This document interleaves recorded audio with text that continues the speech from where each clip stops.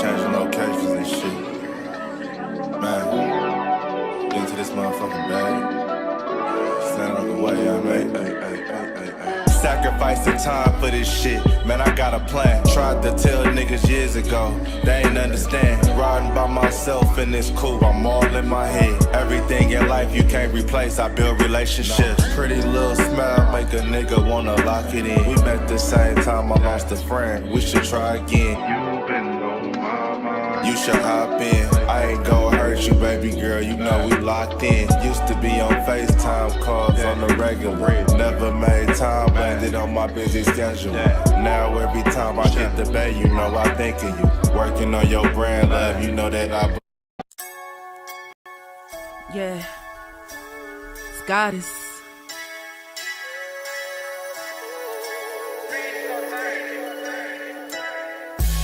And I'm a day one type of girl. Ain't nothing wishy-washy over here. I don't jump around, stick to one side. Yeah, the silver, the blue, we got them in their feelings. That star on the field, come pay the D a visit. They say it's hatred, is it? I call it hate and simping. Cause if we wasn't that hating, they wouldn't be in our business. Listen, West Coast say the water tastes better. The fan base go harder, and all the ladies get wetter. Yeah, that's how it is when you straight reppin' for Dallas. We get it in the trap, and landlord tell us what's happening. No explanations in no shape, form, or fashion. When Henny drop the stats, ain't nothing else to be asking. Them numbers don't lie, that's why your argument dry. And we still got them rings, you got your eyes on our prize. Whether an eagle, a giant, or a commando, you in the parking lot crying, we in the Lambo. We stay in our bag, we run it up in the draft. You still talking about the 90s, so who's stuck in the past? Get off me, and I'ma need you 6 feet back. And we ain't hearing nothing till your team beat that. And we ain't scared of running, what you thought we bleed that? It's only one team over here, that's Cowboys, believe that. Yeah, this you got is a poet. Big up West Coast Cowboy, HTM Sports, and LandLord from Alabama. Y'all check them boys out. They don't play around with the Cowboys content. Yeah, and you know it's DC. Yeah, DC4L. 31 teams in the NFL. His system is designed to stop 25 teams. Shit, I need a linebacker that's over 200 pounds. I need a defensive tackle that you got to pull away from the buffet. He's gone, so no. Let's talk about that. But yeah, this a large part. That's a large part of your I gotta team. make this point because I ain't gonna lie, I forgot about it until you mentioned it. So I gotta get this out before it flees me, and the nation needs to hear this.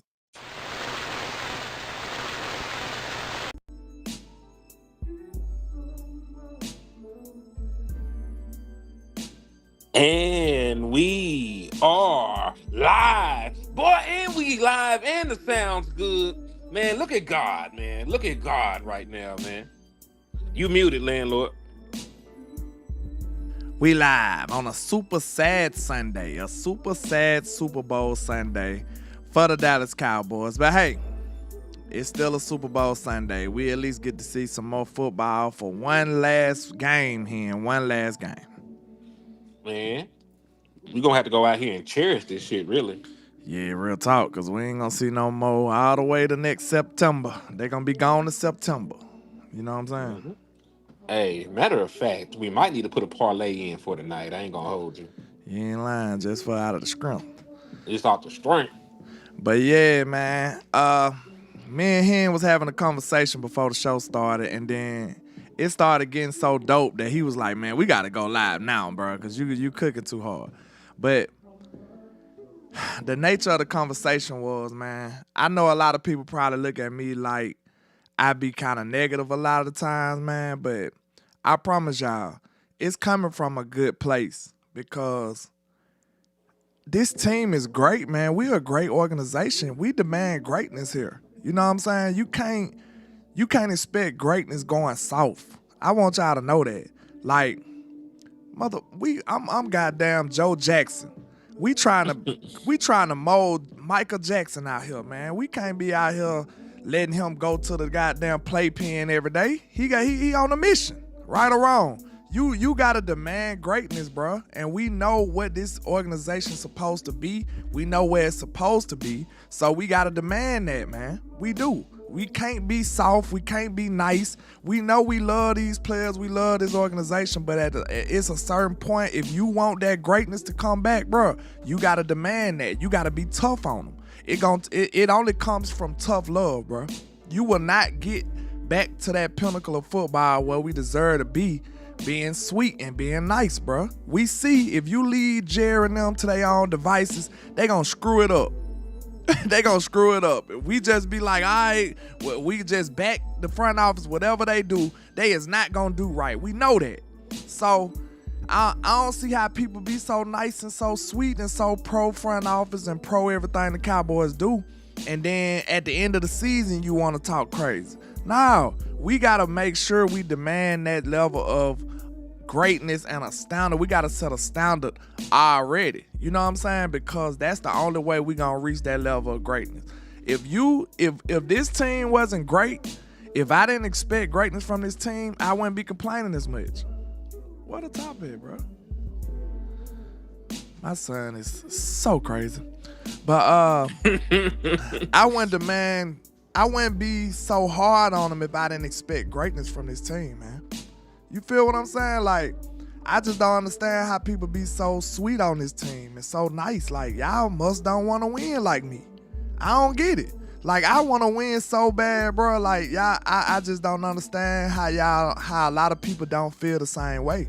Like, we can't be playing around, man. We deserve to be here. Like, we've been rocking with this team all these years, bro. We deserve to be here in the Super Bowl today. Tell me why the hell the Cowboys ain't in the Super Bowl right now. Because I'm mad about it. I'm sad about it. I really am. You feel what I'm saying? Like, some people might just say they are. Like, when you bang for this team like I do, man, I'm damn near, in my city, I'm damn near synonymous with the Cowboys. Real talk. Like, when people think of the Cowboys, they think of me. A lot of the time. Real talk. They think of me. All the jokes, they coming to me. All the shit talking, it's coming to me. Like, a lot of people don't deal with the shit that I be dealing with about these Cowboys, bro. And this is day in and day out. So, I asked the question, I'm really for real, like, why the fuck is we not in the Super Bowl this year? And what it's gonna take for us to get to where we need to go? To build this team to the point where we can get there. We gotta ask these questions, man. Cause it seemed like to me, a lot of people just be playing. And I'm not. Like, I'm dead ass serious, bro. Like, why the hell we not in the Super Bowl? We got to get to the bottom of this, man. Real talk. Well, I did compile some information. You know what I'm saying? Like, I am the research guy. So, if we want to see how the Patriots and the Seattle Seahawks got to the Super Bowl, you know, that could be a pathway we could follow. So, let me just show y'all real quick. And I feel land on this shit though, man. And listen, this is not just even as a fan, as a content creator. I care about this team winning, man. I put a lot of time and effort in just doing research, talking about schemes, X's and O's, player acquisition. You know, I learned, listen, I ain't know nothing about the Cap. I learned everything I learned about the Cap to help the damn Dallas Cowboys because they seemed like they were tripping. I'll be honest, this content creation kind of made me a better fan. That's all it did. It made me a better fan, a more knowledgeable fan of the game. That's what it did. It made me dedicate more time to it. It made me take it more serious, even more serious. Like, I'm the guy that used to be arguing in the barbershop about the Cowboys. I'm the guy that battle anybody. I told y'all a story. I was not playing. I ended up talking trash to the biggest boss in the company because he was talking about the Cowboys. Like, this is for real with me. Like, I'm not playing around, man. He seen me have on some Cowboy stuff, and he got to talk, oh, he can't come in here. He's a Cowboy fan. Ha, ha, ha. I'm like, who you like? This mother gonna say the Bengals. I said, oh, shit, you can't say nothing. I'm in there going right at him, like, no lie. Like, I don't play no games about my team, man. I'm dead serious about this shit. So, when y'all see me being tough on them, being hard on them, getting mad, getting upset, this shit is real, man. This is real. So I demand greatness from this team because I know that's where we should be. That's the bottom line. So if you look at the graphic right here, these are the teams in the NFL and what they spend in free agency. Now, all the way at the bottom, you see the Browns. They were 32nd. They spent about $40 million. You know that they were trash. You know the Steelers, they were one and done. They only spent about $51 million. 49ers are just well coached. They spent about $57 million. They won a playoff game, then they got belt to ass. I think they set themselves up years in past too. So once you make a few aggressive moves year in and year out, you ain't gotta do it every single year. You know what I'm saying? You can chill out for a while. You know what I'm saying? They done made their move. I can agree with that. But let's talk about the teams that in the Super Bowl. You had to go all the way to the top of the graphic. Because LandLord, let me ask you a very simple question. Did the Patriots make the playoffs last year? No. Did the Seattle Seahawks make the playoffs last year? No, they did not. Okay, so they needed a little bit extra. So what they did is they went out there and they spent real money. The Patriots spent $365 million in free agency this year. They dropped a bag.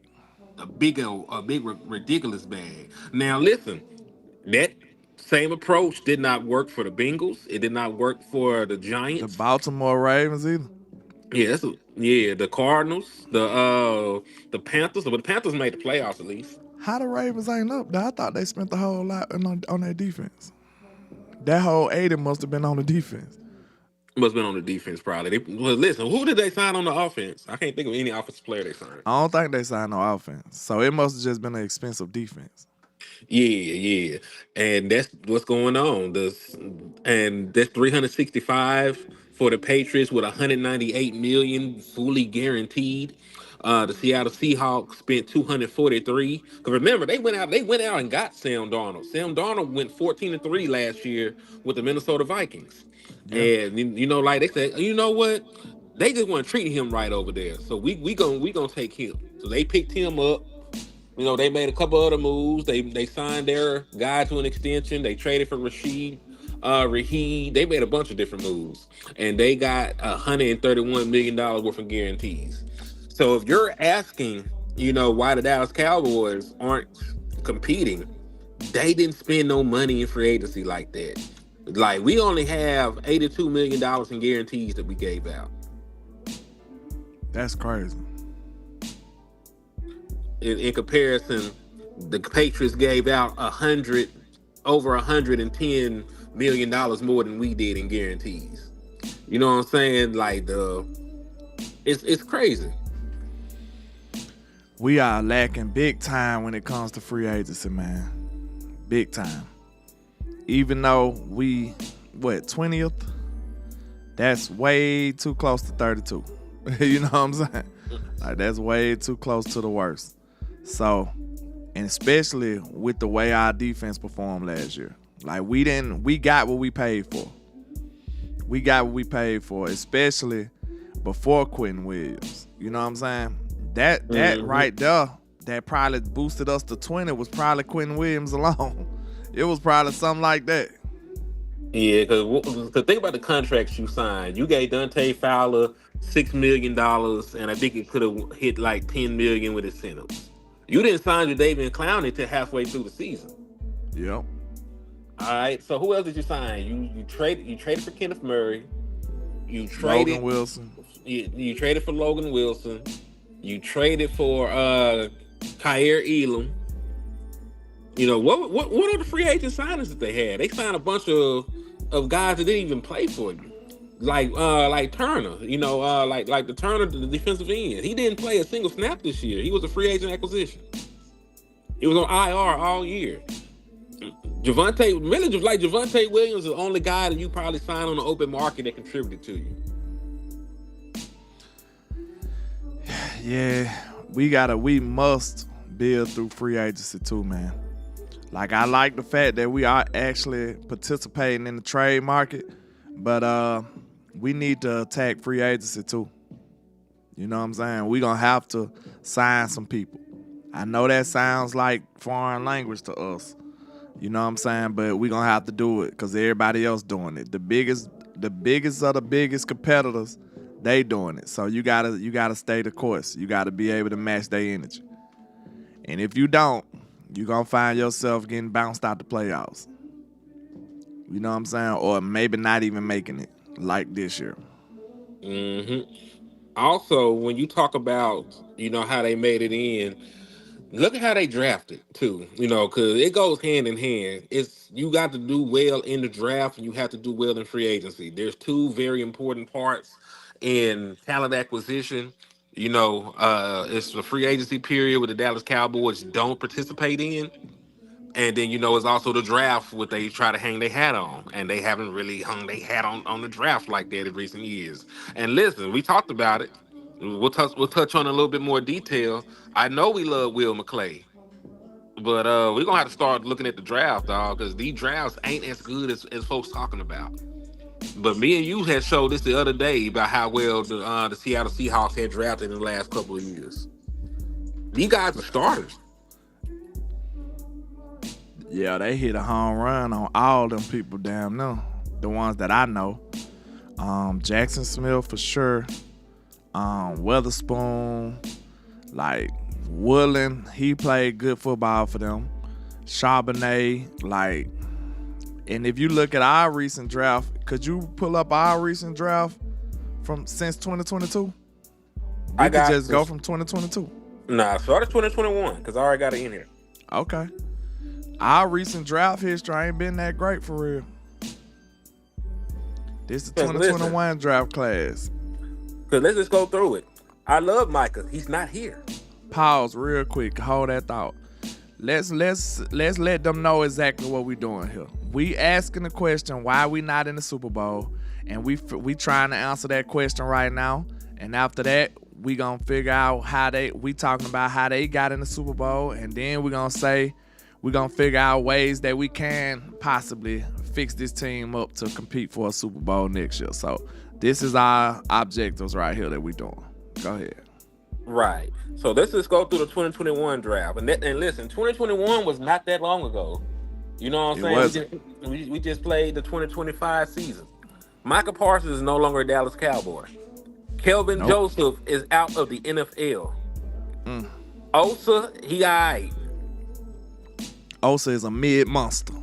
Mid monster is fucking crazy. A monster of midness. That's who he is. He was crazy. I wouldn't mind having Chance of ghosting right now. But you don't have him. You don't have him. Nashawn Wright is balling for somebody else. Jabril Cox is out the league. Who the hell is Josh Ball and Semi Fehoko? That was just bad draft picks, man. Bad draft picks. I think Bohan is on somebody's practice squad, but he's not here. You probably should have kept him too. Israel, he was with like the Carolina Panthers at one point. He got released. Izzy stuck around for a while though, but he didn't really contribute as much. Like after he played that great game against the Bucs in the playoffs, man, I felt like he should have at least got some decent opportunities at corner again. You know what I'm saying? But we just didn't really see that too much after that. And I don't even know where the fuck Matt Forniak is. Matter of fact, hold that thought. I'm finna Google where the hell Matt Forniak is. That nigga might be selling cars or something. He might got a CDL or some shit right now. Ooh, don't do that, young man. Man, work at Home Depot with Overshawn. Who knows?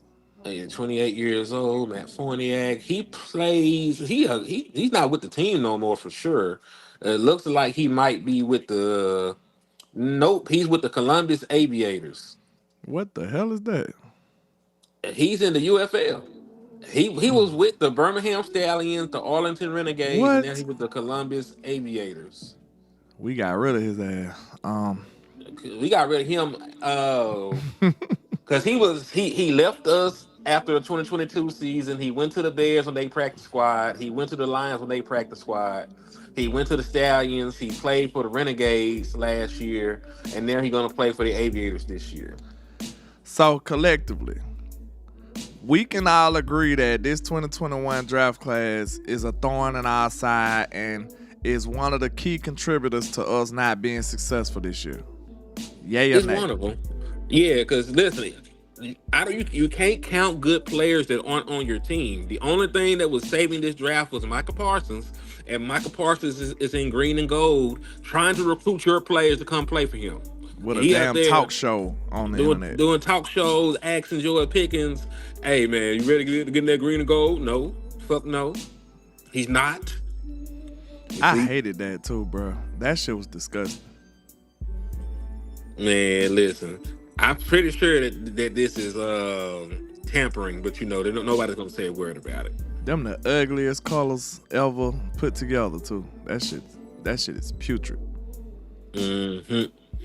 I said I think our drafts would be better if everyone in the front office let Will alone and let him cook. Just let Will cook. I don't know no more. I used to have that kind of faith in Will McClay, but if you keep going through these drafts, he got too many misses he got too many draft classes like this where ain't nobody even on the damn team no more. I think we like Will and we got so much respect for Will that all the good shit we credit him and all the bad shit we blame somebody else. And that's just, me, I'm fair. I try to be balanced, and that's just not balanced or fair. Like, we gotta blame this nigga for something. That's what it boiled down to. We can't give him all the credit and no blame. That just don't work, bro, like that. It just don't work like that. Also, I just thought about it. We drafted 11 people this draft, landlord, and we got one left. Awesome. Moving along to 2022, sir. Let's move along to 2022, man. Cause damn. And I ain't gonna lie, bro. I really thought Kevin Joseph was gonna be a good player. Cause I loved him out of LSU. That shit was not true. All right, let me change this real quick so they can see it. Hold on. Who the hell is Billy D. Williams? I don't know why they did that boy Sam like that. That's Sam Williams. That was his name at the time. They ain't know what they wanted to call him or something.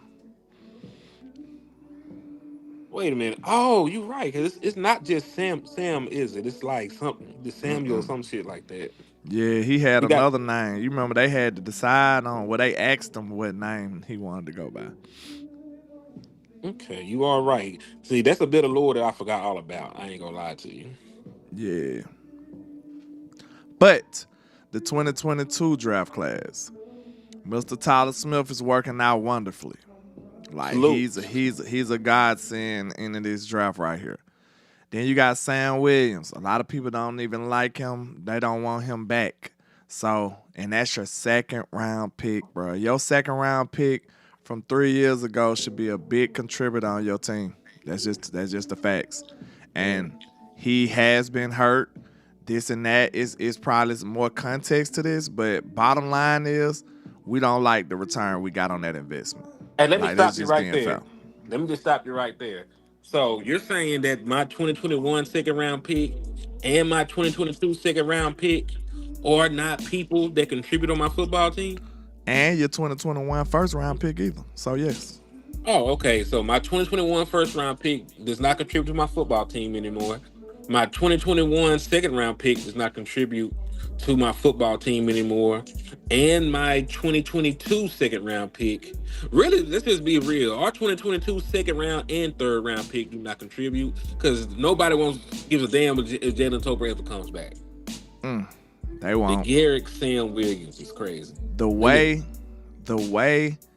Floyd Noah has performed, Jalen Tolbert would be a thought of the past. Like, he better learn how to play special teams if he want to be on this team, man. And Floyd Noah might be better at that. That's just the bottom line. Like, I appreciate Jalen Tolbert for giving us the interview and doing what he needed to do. You know what I'm saying? It was dope.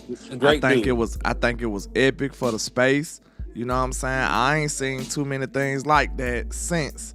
And I ain't talking about posting up at events and talking to people. I'm talking about people clicking the link, coming to see you. I ain't seen that happen too much after that. But especially not a player like that, an offensive player and all that. So top 100 pick. Yeah, so that was big for the space. And I really feel like, that was groundbreaking at the time for sure. But damn, it just didn't work out, man. I think that interview gave you a whole new outlook on Jalen Tolbert. It gave everybody it gave him leeway. I think everybody tried to, give him a little more time after that interview once we heard his side of the story. You know what I'm saying? But it just didn't work out, man. I'm pretty sure he played his last downs as a Cowboy, in my opinion. I agree. Let's talk about the elephant in the room, because I'm not even finna even play with it. Are we considering Jake Ferguson, a success story as a fourth round pick, or what? Because he's not the best tight end in the world. He's not the worst. He's one of the worst in terms of yard after catch. But he had a very good year in 2023. He had positioned himself as an emotional leader on the offense. He's been sort of mid since then. He had an okay season, made a Pro Bowl alternate this year, but with the amount of targets and opportunities he's had, it's left a lot to be desired. But as a fourth round pick, are we saying that Jake Ferguson is a success story or not? That's the thing. I think we got another mid monster. That's my new name. I'm calling him. Mid monster is He's a crazy. mid monster. He's a monster of midness. Um, he's such a hard person to really evaluate for real, because his production kind of says he's doing well. But if you actually watch the game and you actually a real fan and you be following this shit, it don't seem like it. I don't know. Like, I think even a Jake Ferguson fan probably could name several tight ends that they'll probably take over Jake Ferguson right now. You know what I'm saying? Like, I don't think he just got that. I don't think he just got a stake in the organization like that. To me, and if he do, I don't think he should.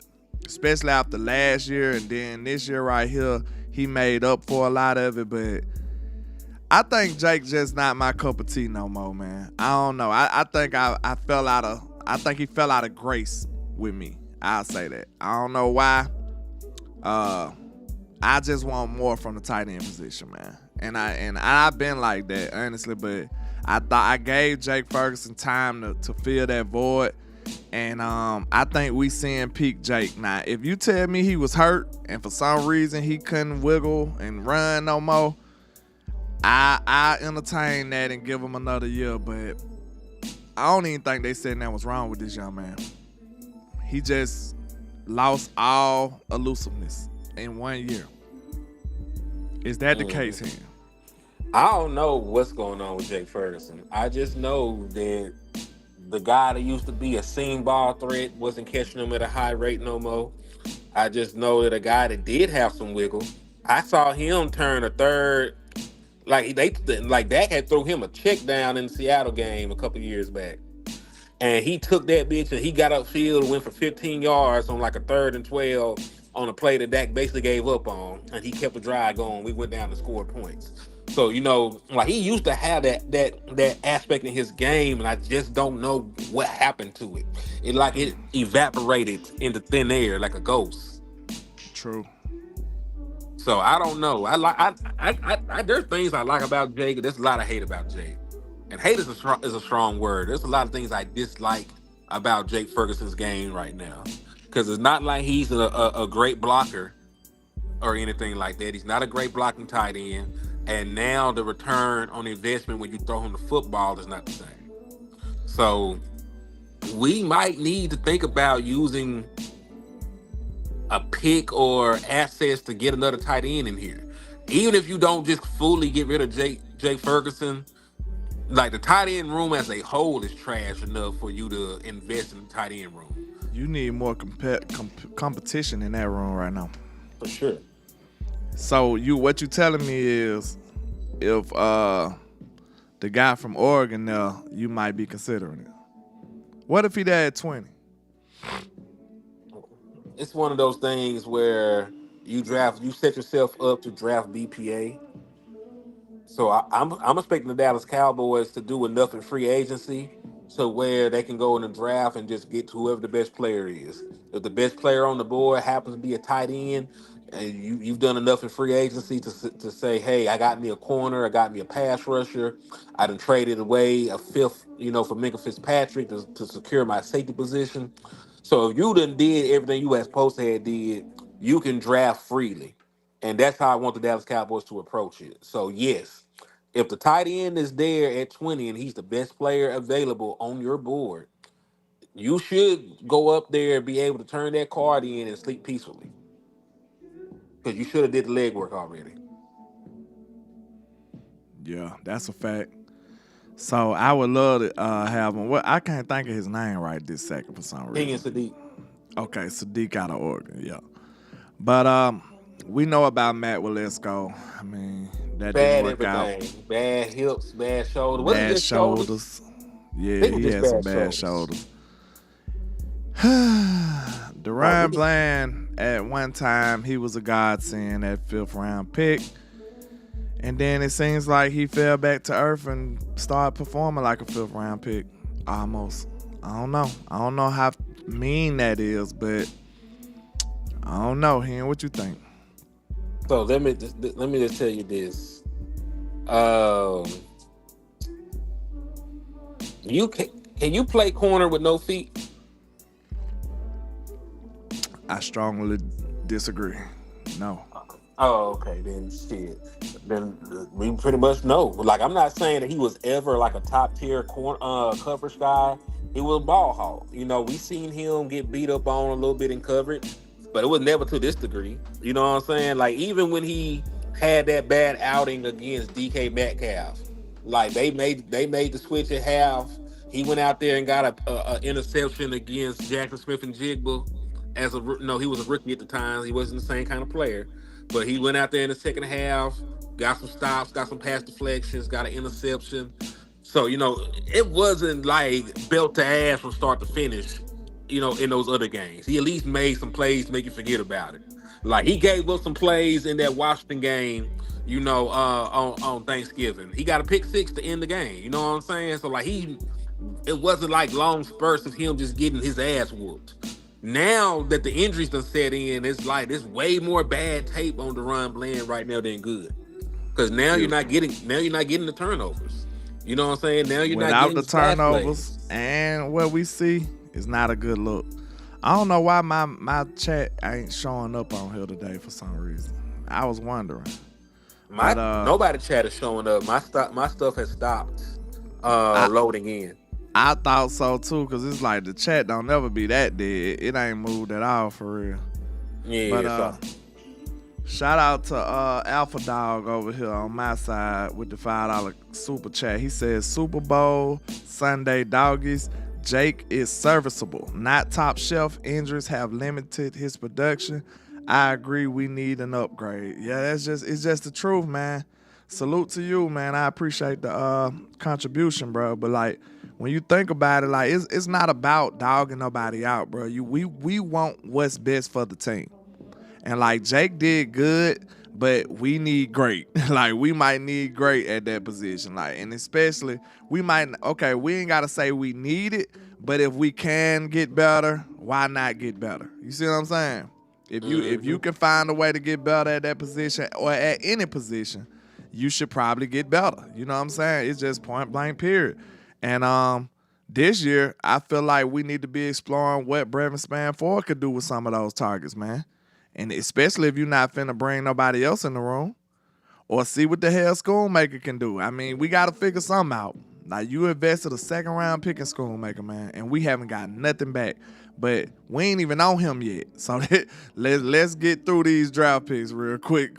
I got a whole soliloquy for that young man. But Damone Clark, that didn't work out. I remember many people felt like that was the steal of the draft, man. And it just didn't happen. Yeah, the chat good on the YouTube, but we talking about on our program, we can't see it unless we look at YouTube on our phones or something. Like, it ain't showing up on our program right now. Now, I'm finna take a risk. I'm finna try and restart this shit to see if the chat will repopulate. So you finna leave and you want me to stay?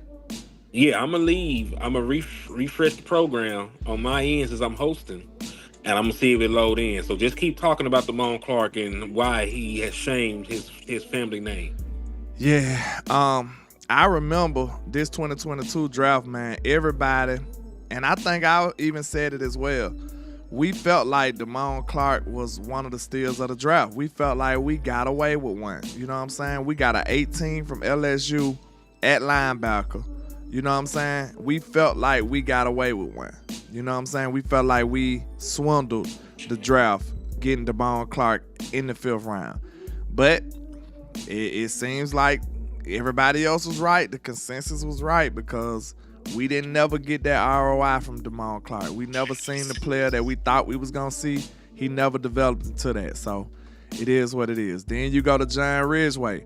We didn't even keep him on the team. We let somebody pick him up off the practice squad, right? If my memory served me correct, I think he got claimed off the practice squad. So that was a terrible, terrible way to do your roster.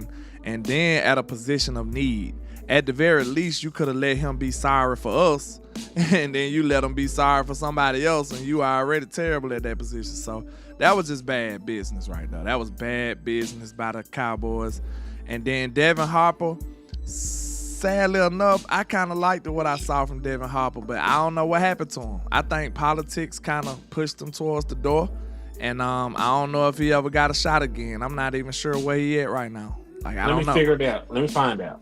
Because I'm curious. Because I did like Devin Harper a little bit. I like the Devin Harper, man. I was one of the people that tweeted about him during the preseason. I'm like, hey, man, this dude balling. And we needed a linebacker, and he was out there laying hats. Like, he was out there driving on the football, coming downhill, laying hats on people. So I don't know what happened. I think politics kind of pushed him out the door, man. I think it was too many politics at that time. He played for the Bengals as a special teamer. In 6 games, he had 2 special team tackles, got waived. He was on the Pittsburgh Steelers practice squad in 2024 and was waived and has not played in the NFL since. And I think he was pretty decent, man. It be circumstances. What I say, situations and circumstances, I get. Like, situations and systems and circumstances. All that shit, it could turn a good player to a bad player. It could turn a great player to an okay player. Like, your situations and your circumstances and the system you find yourself in, it could drastically change the trajectory of your career, man. And it's sad. We don't hear that enough. We just say, Devin was terrible, or John Ridgeway was bad. Like, you don't know what they could have been in the right situation. So I think John Ridgeway is still playing. He might be with the Saints, if I'm not mistaken. Again, so he actually still in the league. Yeah, last time I checked, John Ridgeway was still playing. See though? So now we can go to 2023. Yes, we will. And while I'm doing that, good people, y'all make sure if you appreciate the content, please make sure to hit those cash apps and hit those super chats for us, man. We did a whole show yesterday that was demonetized. They shook it down a couple times because we were showing film. So please, please, please help your boys out, man. You know, we independent. We ain't got no sponsors. Everything we do is off the muscle. Everything we do is off what y'all seeing, man. So we appreciate y'all in advance. You know, it's Sunday. Let's pay a little bit of tithes in the trap house and the liquor store, man. Absolutely, man. And like we said, we do appreciate what y'all do already, man. We can't make content this way without y'all. So y'all remember that. Y'all don't want us to go pop, but y'all don't want us to go Hollywood. So, you know. I mean, think about it. We got to stay true to what we do over here. And I know y'all appreciate it because y'all watch it. And we going to keep doing what we do. I mean, think about it. Could we say the things that we say about players that we done interviewed and everything if we weren't independent? You know what I'm saying? Like, we couldn't talk about Jalen Tolbert like that. There'll be people that got that interview be on here defending Jalen Tolbert with their lives, knowing that man ain't been playing good football, knowing he been terrible. So, I mean, it hit different when you independent. Like, and there's plenty of players I talk crazy about that I'd had interviews with, like, even if it was brief. Like, I got shorts on my channel that I talked to Michael Parsons. I say the craziest shit ever about Michael now. Like, even when he was still on the team. I just told you about Oso Digizua. I got an interview with Oso Digizua on my channel. Like, hey, I just keep it real, man. I just tell the truth. Like, if you can't handle the truth, if you don't like me saying the truth, play better. Be better. Ain't that a good solution? That's a great solution. Shit, prove me wrong then, nigga. Like, and then guess what? When you do prove me wrong, because I'm such a Cowboy fan, I hope you do. When you do prove me wrong, nigga, it's good for everybody. It's good for us too. It's good for me too. So, hey, if you feel like you don't like what I say or you don't like what anybody say, any Cowboys content creator say about you, prove them wrong. You know what I'm saying? Mm-hmm. Real spill. This is ugly, though. I ain't gonna hold you. Bruh, now look, before we get into this putrid-ass draft right here, And I feel like this is all on Henny the Moore right here. This is 1,000%. He is all to blame. Cowboy Nation. This falls at the footstep of Henny the Moore right here. But first two drafts we just talked about. How do y'all feel about these drafts, man? Do y'all feel like these drafts A, helped us, or B, hurt us? How did these drafts go for us? And we just seen what Seattle got out of their last few drafts. What did these drafts do to us? Was it pros or cons in this draft? Was it assets or liabilities? What was it? Let us know. I'll give you my opinion. It's mostly liabilities. Because, dog, you just, in 2021 draft, you got one player left out of 11 picks. Sad business. Sad business. 2022, like, the best player out of 2022 draft is what, Tyler Smith? Good. I like him. He's a great player. He's a great player, yeah. Great player. But that does not change the fact that most of everybody else in that draft class is sorry. You know what I'm saying? Like, nobody's going to miss him. And I think he's all right. You know, nobody's going to miss Sam Williams. Nobody's going to miss Jalen Tolbert. People are, like, Jake Ferguson is probably the most polarizing player in Dallas right now. And everybody else is off the team. Do we have to do this one? Yes, we do. This one is really, really bad. You don't want to do this one because it's your fault. It's all your fault, to be honest. Nah. I'm trying to look out for my partner. You know what I'm saying? But you see how people do you. You know what I'm saying? You remember you hopped your ass on a plane and flew down there. You were literal terrorist. Damn. You might as well have crashed the plane into the damn draft. We would have had a better outcome down there. This is bad.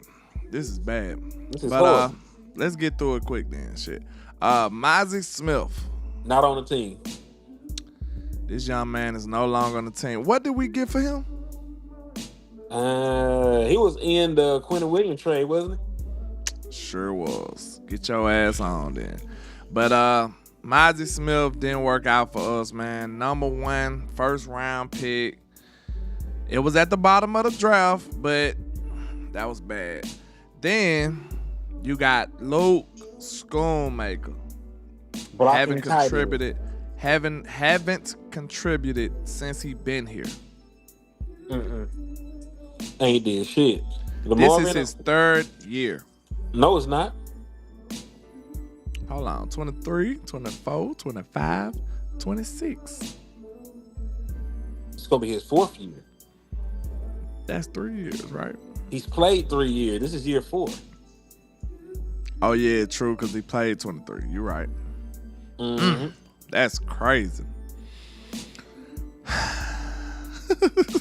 Like, he's so a should contract we year. look like we need to ask, is they gonna sign these people? Like, who you gonna sign on this picture? Nobody, bro. Nobody. Listen, let's talk about the Marvin Overshown, because this is the one that's gonna take the longest. Halftime. Fuck it.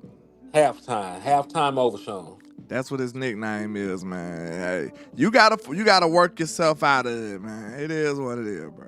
We calling this nigga halftime until he play full time. It is what it is. Go ahead, man. Yeah, man. He only played 20 games in 3 years. You gotta pray he's still in the game after halftime. Like, this is sad. Yeah, man. And this is somebody that's in a contract year. And you have never in your life seen this man play a full season. That's something you ain't never seen before. A UFO and the Marvin Overshown on the field for 17 games, nigga. That is crazy work for you to say that, Hen. That's terrible. This is what you never seen before. A UFO and Demo. UFO and Demo. You not seen the nigga on the field. UFO and Demo number 0 is crazy. But man, let's ask the people. Are you signing DeMarvion Overshown right now? And I know it's a lot of Overshown fans out here. But if you're going to be a realist, this should be a tough conversation. This should be a tough answer for you. Even if you want to be 100% real, bro, you can like the upside of the player. Everybody likes the upside of Overshawn. We do too. Mm-hmm. But you gotta ask yourself, what are you really getting back right now? And how sure are you about getting it back in the future? And this is the thing. Because listen, he's missing time now when he's not paid. The same people, that love him over Overshawn right now, if he start missing time when he get a bag, y'all is gonna hate his guts because y'all did the shit with Diggs. I wouldn't be surprised if they give him a Jake Ferguson-ish contract, bro, and that's gonna be crazy work. It's gonna be crazy work because like you playing Russian roulette with the people who probably you should sign, like George Pickens and Micah Parsons and them and shit like that. But you fully committed to these underlings. You know what I'm saying? You fully committed to the people who don't deserve it. Hold on. Gates Award said, damn, y'all, crucial. Let my cousin make it, bro. Give him some time to heal. Team Demo. Listen, I want him to stay healthy and play good football. But he has not done that in a 3-year period. We got to project what a player is going to do based on what they've done in the past. If you were always hurt, then I am projecting for you to stay hurt. And we talking about the long-term benefits of signing a player that does not play football. He missed a lot of games. Then we got to have these real deal conversations. I'm not saying he's a bad person. He's probably a great dude. He's probably a great, young, outstanding black man. But he is hurt all the time. And if you are hurt all the time, you can't help me on the football field. I'm going to ask you this, man. I love the Marvion Overshawn skill set and where his upside is. But I promise you, even you, cousin Overshawn, what we going to call you? What his name was? Gates of War. Who? Gates of War. Gates of War. Even if that's your cousin. Gates of War, let me ask you a question, my good sir. You got a job, I'm assuming, or do you not? You could be an entrepreneur, anything like that, whatever you're doing. But if you have a job and you never there, how long would you have that job, sir?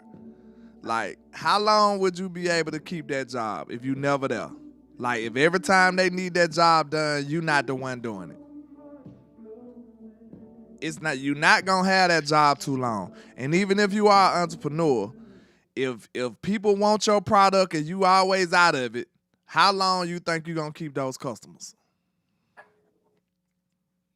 You ain't. It is what it is, sir. It's like, it ain't got nothing to do with our feelings. Morally, of course, we support Overshawn. We want Overshawn to do well. We want Overshawn to heal. We want Overshawn to come back and be the greatest player he can be. We honestly do. But we talking about far as business go, we can't support that. He's not here, bro. He's not here. Like, you can't support that. Business-wise, the reason you can't, because guess what? Even though we support him morally and all that stuff, we think so highly of him, guess what? We got to pay 2 people for 1 job. And that's bad business, man. No matter how you slice it, that's bad business, sir. Now, Gates said he'd be fired ASAP, and he does understand. That's all we saying. We just being foul from a business standpoint, man. Morally, we support Overshawn. We wish he get well and come back and just whoop ass all year. But we just talking from a business standpoint, bro. Business is business. Like, even if that's your cousin, if you ran a business, bro, and your cousin late every day, you gonna have to fire that nigga, man. Look, what Pickett said. You remember on Friday, they was like, man, why you fired me for a pick? He was like, nigga, you was late all the time. like, bro. Oh, yeah, Friday afternoon. Bro, after a while, bro, like, business is business, man. I don't care how much nepotism in it. Like, if you late every day, bro, if your cousin own this bitch, like, you gonna be fired after a while, man. It is what it is. Like, business is business, bro. It is what it is, bro. And we still think Overshawn could come back and do it. I just can't stand on it because I ain't seen it. That's all. I can't stand on it because we ain't seen it. Now, don't he supposed to be healthy coming into this year? He ain't get hurt at the end of this year, did he? he got a full off season this year. So I think Overshawn is going to be okay. Let me go see what they shut him down for. Hold on, because he didn't. He was hurt to start the year, and then he didn't finish the last couple games though. So let me I see. don't something. think he had no injury. Maybe it was precautionary. Let me pull it up. I hope so. Cause I Let me was just pull about it to up, 'cause I say can't this remember. year he probably got a full off season. You know what I'm saying? He could probably bounce back and go crazy. What's crazy is this is somebody that did not miss time. Really, That's in what college. me and We him were just talking looked about at. that. Yeah, like he's not even an injury prone player. If you look at his college resume, I seen him miss 4 games for one thing. Like, okay, that's it. For the rest of his career, he was good. So it's hard to even spot these type of injury prone type players if you want to say that. Like, it's hard to even spot them. But listen, Diggs did not have an injury history in college, but he's been hurt. He was hurt the last 3 years. Yep, it could just be bad luck, man. It could be just bad luck. It's a part of the game. We understand that. We do. Let me see something. Morgan Overshawn. Oh yeah, he had a concussion. Shout out to the beige boxer, man. Appreciate you. He right. I remember it now. Salute. He right. He had a concussion, remember? And you remember I flipped out. I ain't gonna lie. You remember that shit? I went crazy, bro. I'm like, bro, come on now. Yeah, Zaytoven, Cowboys fan Trey. I lost my y'all. top when I heard he had a concussion, bro. And then, I know that sound unfair, man, but it's like, god damn, bro. I'm rooting for you, man. But you can't stay on the field. It's always something. I met his brother and everything at training camp, man. He a cool dude. Like, I'm rooting for him, but it's only so much you can do. It's only so much support you can have. Mm-hmm. All right, let's move on. We put some belt to Overshawn right now, so let's move along. I think the comment made us go a little further. So it wasn't just the Overshawn lashing. The comment made us address it further. It wasn't a lashing. It was an Nah, on Black History we Month. still hope Overshawn come back and be a baller, man. But Violami, Salami, Fehoko, Junior. He a Fehoko. junior Salami. It's crazy. That's crazy. Yeah, Salami Junior. We ain't never seen nothing from this dude, man. I don't really understand why we drafted him so high, because I didn't Nobody know who the fuck he was. Them small school kids and piss you off even more when they be a bust. I accept a bust from a big school because most people probably thought he was better too. But when that screams smartest guy in the room syndrome to me. When you got a guy like that, nah, buddy. You tried to prove something. All right, we ain't got to talk about Junior. Awesome, I think Awesome is starting for the Chiefs or something. For Kellen Moore right to now. The we traded him to the Saints, remember? What we got back? We got like a late pick for him. Let me see. Let me tell you the Austin Richard trade. Richards trade. Cause I had hope for Austin Richard because he had that basketball background and he was athletic and all the other shit. So I thought he might have been able to be something. But you know what killed me though? Like, I still remember that Brian Broaddus report because people were asking him about it. You know, early on when we were needing tackle help, because I think like Tyron Smith might still be here or some shit, or it was the year after Tyron Smith or something. He said the Dallas Cowboys were horrified to put that thing on the field. He said the word was horrified. Crazy word. So he was not in position at that time to contribute. You know, when everybody was asking about him. But we traded Austin Richards for a 2028 7th-round pick. No, I'm sorry. We sent Awesome and a 2028 7th-round pick in exchange for a 2028 6th-round pick. So we can't even use that pick to another 2 years. That's crazy. We had an NBA ass trade for Awesome Richards.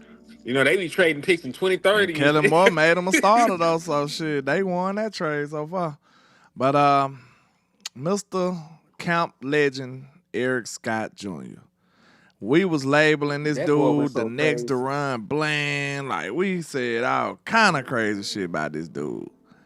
And it never materialized, man. It never materialized. So, like... He broke me, honestly. He broke me. Like, I got to the point I don't give a damn about Camp no more. Like, nah, dog. Like, I do not give a damn. I don't care what you did at camp. And listen, because there's always somebody that's a camp darling every year that plays well in Oxnard and don't do shit in the regular Almost every season. time. Because Kyer Elam was a camp darling this year. He Kissing out there babies in the and crowd shit. holding Yeah, babies he and doing the shit. Michael Jackson and shit with the Yeah. baby. Gonna go and jump in the crowd and raise the baby up. That Out was there the get only pick he baptized. got in his life. That's it. Man. Then you got the one, the only Black Jesus, Deuce Vaughn. I'ma let him do that. Cause that's on you, my guy. Take it away. Take it away. He went so crazy in that game. Cause listen, I be forgetting he was playing podcasters and truck drivers and shit, warehouse workers. He was out Regular there, humans. Yeah, he was out there baptizing them niggas. He out there dancing. He teleported. I seen him hit a hezzy, teleport, and then go. I ain't never seen this combination of moves before. Is this man even in the league? He's somewhere.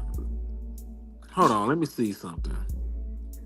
2025. Cause I was looking at Awesome Rich's shit. Okay, it looked like he played 365 snaps. And he had it looked like he played 363 snaps. For who?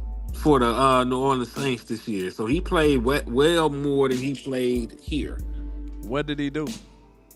I think he did okay. He was a swing tackle. You talking about Awesome Richards? I'm talking about Deuce Vaughn, sir. Nah, I was still looking up the shit when you asked me about. Oh, okay. I about to say you had surprised the hell out of me. No, hell nah. Deuce played for somebody. Hold on. I think he do. Let me see. He dressed for somebody. He probably don't play. That's so diabolical, man. He dressed up in that uniform. He a glorified fan that get.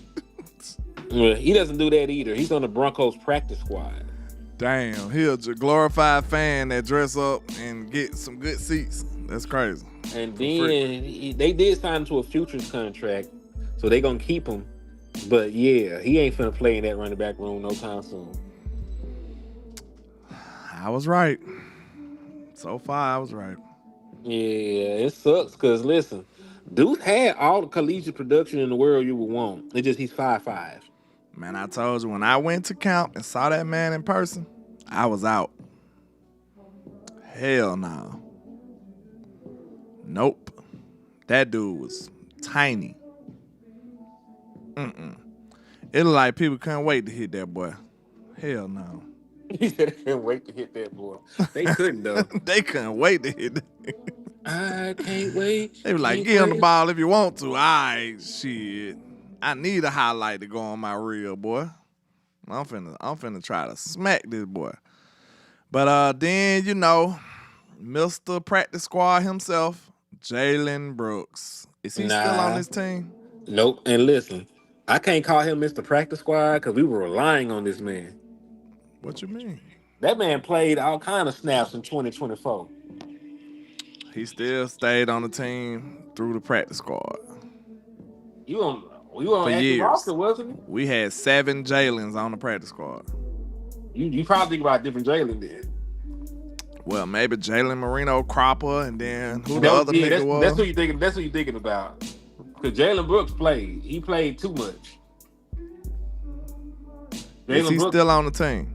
No, Jalen Brooks is where is Jalen Brooks right now? Let me pull it up. Oh, he with the Cardinals. They ain't even got a starting quarterback. What the hell Kyler Murray be doing over there? But got a job to. I think they say that him and Tua are getting traded this offseason. So that's something worth looking at and peeping going forward. All right, y'all, man. Wow. This draft was so bad, bro. These are guys, man. You said pick all of them. This draft was so bad, bro. We ain't never going back to the draft because of these guys. Y'all wonder why LandLord and HTM ain't going back to the draft? You look at these culprits right here, the usual suspects. They lined up like they on the goddamn, you know what I'm saying? Like they on the lineup right now. Mizey Smith, Luke Schoonmaker, DeMarvion Overshawn, Viliami Salami, Fayhoku, Alson Richards, Eric Scott Jr., Deuce Vaughn, and goddamn Jalen Brooks. And we ain't... Collectively, we probably got a... what? 10% of production from these folks. Mm-hmm. Collectively. Like, everybody all together. If we went in and took on a collection plate, we'll have 10 cents. if it was money, was the production. And exactly, Cowboys fan trade. This is back to what I was really finna relate that to it too. After seeing these 3 drafts, now you should have no doubt in your mind to why you want to say F them picks. At this point. Now, you should not even hesitate when you say F them picks. What these picks done got you? These 3 draft classes in a row, and I feel underwhelmed in a mug. And now it done been a couple years, so you really can see clearly.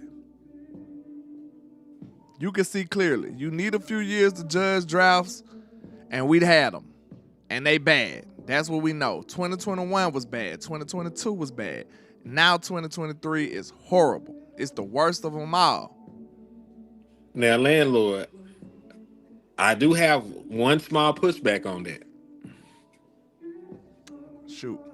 You're 2 or 3 of your first round picks so far, though, in terms of the talent. The only way you fucked up the 2021 first round pick is you didn't keep them. So I can't say fuck my 2 first round picks. Fuck them picks, man. I ain't finna say fuck them picks just yet. Fuck them picks. You got Mizey Smith. You got a Mizey Smith sitting there waiting on you in the draft. Congratulations. Says who? I could have Michael Parsons. I could have a Tyler Smith. Congratulations. Or you could have Max fucking Crosby right now, without the hope. Not even a could. It's not even a possibility. You know what you get. If they do everything else they supposed to do, I don't care about that. They can trade for Max Crosby. But if they don't, we already know from experience, we're not a pass rusher away. These 3 drafts just piss me off, man. What's 2024? I don't even know no more, man. This nigga say you don't even know no more. Well, listen. These drafts just piss me off so bad, boy. I ain't gonna lie. Well, keep getting pissed off, because this is gonna fuck you up. R.I.P. Marshawn Neely, man. Dang. R.I.P. Oh, yeah, CD. So, listen, I'm gonna cheat a little bit. If I go back to 2020. Nope. So you ain't finna come in here talking about no 1 pick of draft, man. I'm talking about my first round pick. We're not doing that. Nope. Hell I'm just talking about my first. I'm just talking about my first round pick. I don't want to do nothing to do with that. Nope. I'm just talking about my first, LandLord, because you talk about trading the first. And everybody that's bad on this list is 3rd and 2nd round picks and shit. Except for Mizey. And Mizey never got drafted. How you gonna build your team? What you mean? And then I'm gonna ask you this question. Sir? Talk to me. How you feel about this one, nigga? Well, Tyler Guyton is a okay. Okay. Nah, you do know. I don't know shit about this You man. do know. This he don't 2 play, years. LandLord. It's 2 years in then. What we just said about Overshawn. That's 3. That's 3 years. He ain't played. He ain't did shit in 3 What we just said about Overshawn, sir. That's 3 years though. Man, you making excuses. I'm not. I'm making excuses. I'm stating facts. This is not 3 years. It don't matter. What you got out of them in 2? Nothing. Exactly. For a first round pick, that ain't gonna cut it, sir. It's not. And I ain't got time to play around with y'all. What that boy said? I ain't come here to play around with y'all. I'm not playing with y'all, man. Hold on, what's about thing? Oh, it's still on here. Just got minimized. I'm tripping. Yeah. I thought you wanted to see a real nigga, man. My bad. Man, nobody wants to see a nigga named I thought they wanted to LandLord. see a real nigga. My fault. Man, But nah, hell no. real talk though. Like that, as it stands right now, bro. And I think he gonna play well this year, to be honest with you. But as it stands right now, that's a bad pick. I'm sorry. We can argue about this one. Everybody, let's put something in the chat. What y'all think? Grade the Tyler Guyton pick to right now, from 2024 to 2026. What is your letter grade for the Tyler Guyton pick? Let's see. He was bad his first year. He was alright this year, and he just got hurt. Because he didn't play horrible when he played. He just got hurt. I think Guyton gonna be good. But I'm talking about to right now. Yeah, that's why I gave him a C. I really want to give him an incomplete, but I think that'd be a cop-out, so I gave nigga a C. Probably a C minus. Out of respect, we're gonna leave Marshawn Nealon alone. Out of respect. Cooper BB, I like that pick.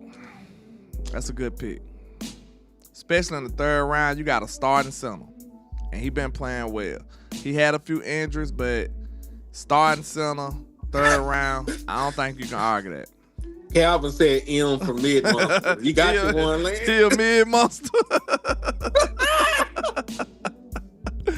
Yeah, hey, I might have to, hey, I'm going to coin that term now. If you hear that anywhere else, it came from Land. Don't forget it. Don't forget it, because I ain't hear that from nobody. I just came up with it. He's a mid-monster. And that's Tyler Guyton. I think that's a great description right there, sir. Bravo. Yeah, I gave him a C minus. And that's the Maurice definition Liebenfeld. of a mid-grade. Huh?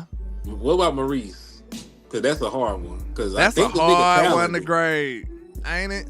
I feel like they hated that boy out. I think Maris got a lot more to offer, man. And you be calling that man Maurice. He got a ball to get called Maurice, bro. Like he ain't invited to the barbecue just yet. Like his name is Marist, okay? Marist Liebenfeld. Okay. I like Marist though, to be honest with you. I feel like he should have been playing. So it really sucks that we didn't see him. Zay Tobin said Marist is overrated by the fans. It's hard to say that though, Zay Tobin, when you ain't seen him. Cause guess what though, Zay Tobin? The reason I push back on that is because when we did see Marist, we seen results. We seen this man getting to the ball and everything. Marist actually is a magnet for turnovers. He get the ball out, bro. He do. Believe it or not, this man probably got more turnovers than a lot of people. And he don't even play. I think he got a knack for the football. And if you got a knack for the football, I want that guy on the field. So yeah. I think that might be a coaching failure more than anything. They said Eberflus hated Maris. He hated everybody apparently. But I'll be fair. Hated himself. I'll be fair on this. I will give him this year. You know what I'm saying? I'll give. He the one that got an incomplete hand. He got an incomplete. I think if anybody got an incomplete, it might have to be Maris. Nah, we don't do incompletes. It's tough, bro. It's tough to grade him. You ain't seen him. You ain't seen Tyler Guyton, but you gave nigga incomplete. But you also said it because he a first round pick. He a first though, bro. He a first round pick. But nah, I did see some good things from Maris though when he got in. I think really some good things for Tyler Guyton this year though. He didn't have all them penalties. He was a better pass protector. He was Flagenstein, wasn't he? That's who Flagenstein was. He was Flagenstein year one, remember? Boy, damn.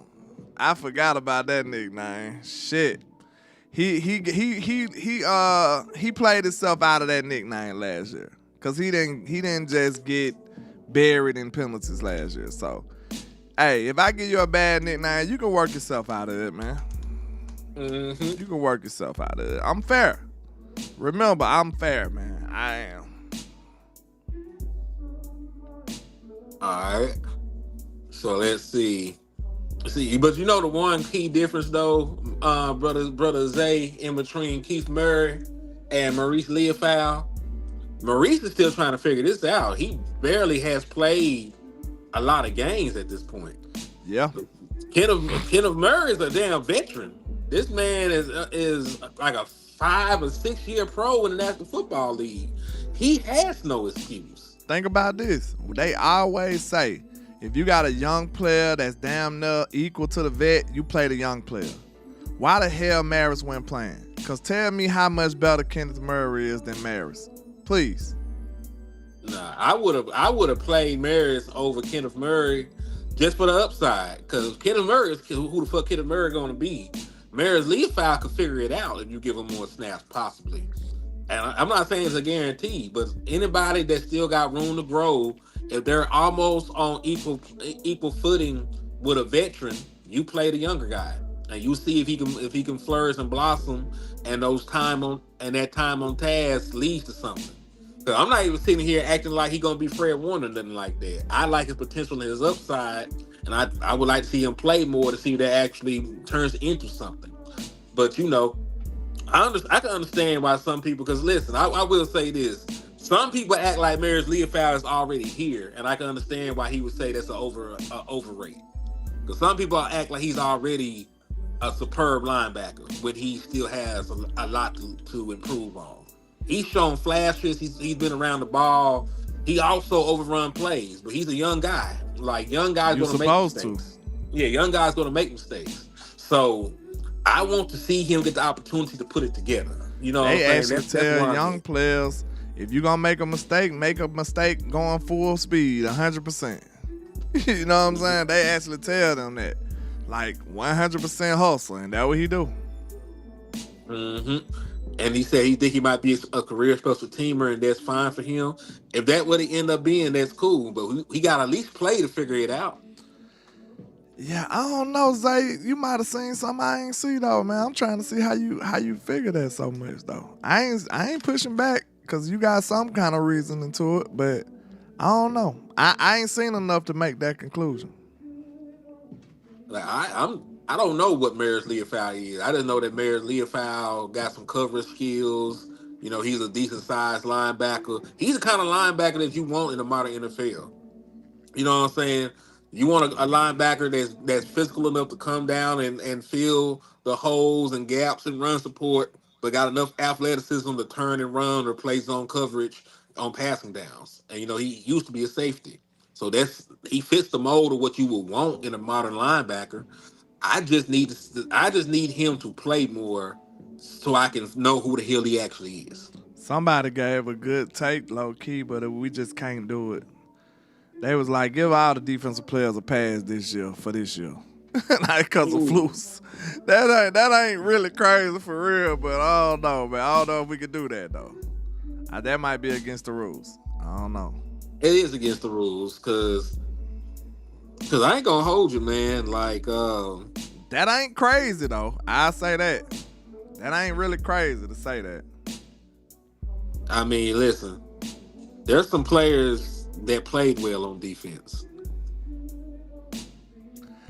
Not many. Not many. But there's some players that played well on defense. Not many, sir. And even for the guys that messed up, did they mess up as bad as some of these other guys? And, you know, it's like there's some guys that just might not be able to play. I'm not saying that's Maurice Leofau and shit like that, but this is back-to-back years of being a bad defense. This didn't happen. It just didn't happen this year. Maris was so complicated. We've been on him for a minute. Let's move along. Kalen Carson. He get an incomplete too. I don't know who the hell this kid is. He don't play football. He be hurt. Dude be hurt. He don't play football at all. Didn't he get healthy at the end of the year last year? I think so. He was trash. Damn. Remember, he gave up that big play on that slow ass double move. Everybody trash in his defense, man. I'm with the guy in the chat. You got Quentin too many Williams ain't letters in trash. your name for me to give you a shout out. Yeah, I don't know what KH6648-P2W. You know what I'm saying? Shout out to him. I don't know what the hell his name is. Yeah, Quentin Williams ain't trash. Kenny Clark ain't trash. Osa just mid. Osa not bad. Osa was just mid. I think Mid Monster came from Osa. I think he was the inspiration. The inspiration for me creating that term was Osa Odigizua. That's crazy. Put that down in the history books. And Clowney was great for what he was working with. Clowner was excellent. James Houston was good. Was serviceable. I ain't He was gonna say okay. good. He was okay. He a specialist. He can't. His size. He can only rush the passer. However many third downs you get in a game, that's how many times he need to play. Yeah, I agree. In passing situations, I take it back. In passing situations, only. 3rd and 1, he don't need to be on the field. Nah, he don't need to be close to the field. Right. 3rd so- and 7, 3rd and 6, stuff like that. Then put him on the field. Yeah, so like I said, I done named some guys that weren't god awful. Like mostly where your issues was on that back end. Especially after the Quentin Williams trade. This is true. All right, Kalen Carson. I don't know what I'm giving him an hell to get incomplete that for real nigga on this though. one. This is the one incomplete. This is gonna be an incomplete. You just said we don't give him, so you Damn, gotta figure okay. something out, nigga. I D. don't know. D. Ryan Flournoy. Hey, I think we got us a winner. We got us a winner right here. A+. I love what I seen from Ryan Flournoy. When he got his opportunity, that young man took advantage of it, didn't he? He took advantage of it, right? Like, he really, really did, bro. Like, Ryan did not disappoint, bro. He did not. I'm talking about he was snatching the ball out the air. He was. He was catching every goddamn thing. I give it to him. He was catching everything. So, Ryan Flournoy, I love that pick right now. I'm loving that pick right now. I gave him an A. I'm not even gonna play with it. He came in, made plays. And listen, this is not the shit on Jalen Tolbert. Ryan Flournoy has a 100-yard game to his name, and Jalen Tolbert does not. Jalen got a 90, man. Quit saying that, bro. Don't do him like that. He ain't got 100 though. Don't do him like that, man. So what I was saying, sir, before I was so rudely interrupted, was that my brother Ryan Flournoy, the boy Flournoy. That's his nickname now. The boy Flournoy. That's hard. The boy Flournoy. Goddamn it. All right. Yeah. So he got an A+. He went out there. He hooped. CeeDee Lamb went out in that Lions game. He came in there, called a bomb, bitch. So He yeah, went I'm for a rocking with it. Honda in that game too, didn't he? I He went think for a that- Honda in that game. Is that the second 100-yard game he had? Dude? That against the Lions, he went ballistic. The game was just out of hand. Let me go look at that. Because, he had hooped against the Jets, too. That's when he got his first 100-yard game. Against the Lions, that probably was his best game, if I remember right. That nigga, he went crazy. He scored, too. Hell yeah, he scored. He scored on a big touchdown. Yeah, that's what I was just talking about. So let me go check out Ryan Flournoy's stuff, man. Let me see what my boy got for me. That's why I said, tell me how many targets and catches he had, too. Because I'm trying to see. It kind of pissed me off the other day when we was talking about Mr. Jake Ferguson. He had 35 catches for 407 yards and 4 touchdowns. Oh, my God. How many catches he had? 35. How many targets he had? I got to go look that Okay, one we up. cool on the targets. Out of 34 catches, that man had 400 and what yards? 75. Damn near 500 yards. And how many catches did Jake Ferguson have? I know it's a tight end and a fourth, fifth receiver. I know that. But still. I'm sorry, he got 40 catches for 475. The one I was looking at was incomplete. 40 catches for 475. Damn So, near 500 yards yep. out of 40 catches. How And many did Jake Ferguson have again, bro? Shit, 102. And he had 600 yards, you said? Yeah, he had 102 targets. So listen, Ryan Flournoy only had 56 the entire year. Do you hear how crazy that is, man? He only had 56 targets the entire year. This man had 60-something more catches than him. And only 200, not even 200 whole yards, more. Mm-hmm. Yeah, and then listen, Ryan Flournoy was a true steal in the draft, like Soul God has said. But he ain't, like they say, he ain't no wide receiver too. That's why I'm Nah. glad. That's why I'm glad they talking about keeping George Pickens around, so Ryan Flournoy can just flourish and be a great player. And he can be the wide receiver too on somebody else's team when his contract is up. Let me tell you something real quick. I want everybody to come in, gather in and into a circle, you know what I'm saying? Keep it on the low. He might be a number 2. I just don't want to chance it on my team. Okay? Yeah, number 2. He might be. For the Washington Commanders. Yeah, that's perfect. I don't want to chance it on my team. I don't either. Okay. So we agree. Okay. Keep that. When his contract is up, he'll be a 2 for like the fucking Bills or something. yeah. We on the same page. Yeah. Okay. Yeah, he ain't no number 2. You know what I'm saying? That ain't who he is, bro. That ain't who he is. He ain't like that. You know what I'm saying? He's not capable of being number 2. You feel me? So At all. Never. Nah, I don't even want to. You know what I'm saying? I don't even want him to get no idea. Nowhere he can't be a number 2. So, he's a good player though. I like him. I like what he did. Nathan, let's move along. They didn't do bad either though. I ain't gonna hold you. Nate, what did he do? He came in and played. Remember, he was pretty good at points when he played. And this was really like his rookie year. He was hurt all of last year. Pretty good being not getting Dak killed. Yeah, Dak didn't die. Okay, I accept that because he could have died. You know what I'm saying? Yeah, he definitely could be gone. He could not. He could be in the spirit realm right now, fucking with Nate Thomas. So he prevented that. He did job well done, kid. Especially a 1-year player, 2-year player, however you want to say it. Justin Rogers. I don't even think this man graced the field, did he? He's not on the team. Damn. Remember, we got rid of him, and that was one of the things that had pissed Boss off because we ain't have no damn one techs and shit. We draft a lot of these DTs real late, and we treat them like disposable cameras. Like we just switch them out. But it is what it is. So 2025 draft class, do you feel better about that? I don't know if you got that on here. Of course I got it. Let's see if we feel a little better about this one. And I ain't gonna lie, bro. This one got potential to be just as bad, to be honest with you. It could be horrible. It could be amazing.